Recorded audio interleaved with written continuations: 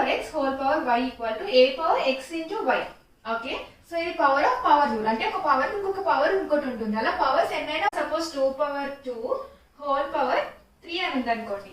ఓకేనా, 2 కి పవర్ ఉంది, మళ్ళీ ఇంకొక పవర్ ఉంది కదా. సో ఇప్పుడు ఏం చేయొచ్చు అంటే ఇలా ఉన్నప్పుడు బేస్ కి ఈ పవర్స్ రెండు మల్టిప్లై సరిపోతుంది. అంటే ఏ పవర్ ఎక్స్ ఇంటూ వై అంటే ఏ 2 పవర్ 2 ఇంటూ 3 అని రాయొచ్చు. సో 2 ఇంటూ 3 ఎంత 6 కదా. సో 2 పవర్ 6 ఆన్సర్ ఎంత అంటే 64.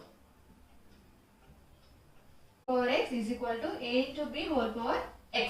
గమనిస్తే ఏ బి అనే బేస్ అనేవి బేసెస్ ఉన్నాయి కదా, అవి డిఫరెంట్ గా ఉన్నాయి, పవర్స్ ఈక్వల్ గా ఉన్నాయి. అప్పుడు ఏం చేయాలి, ఈ బేసెస్ ని మల్టిప్లై చేసి పవర్స్ ఒక డ్రెస్ సరిపోతుంది. డిఫరెంట్ పవర్స్ ఈక్వల్ గా ఉన్నప్పుడు ఈ బేసెస్ ని మల్టిప్లై చేయండి. 2 ఇంటూ 3 హోల్ పవర్ 2. ఓకే, 6 అంటే 6 power 2. 6 power 2 is equal to 6 6 36.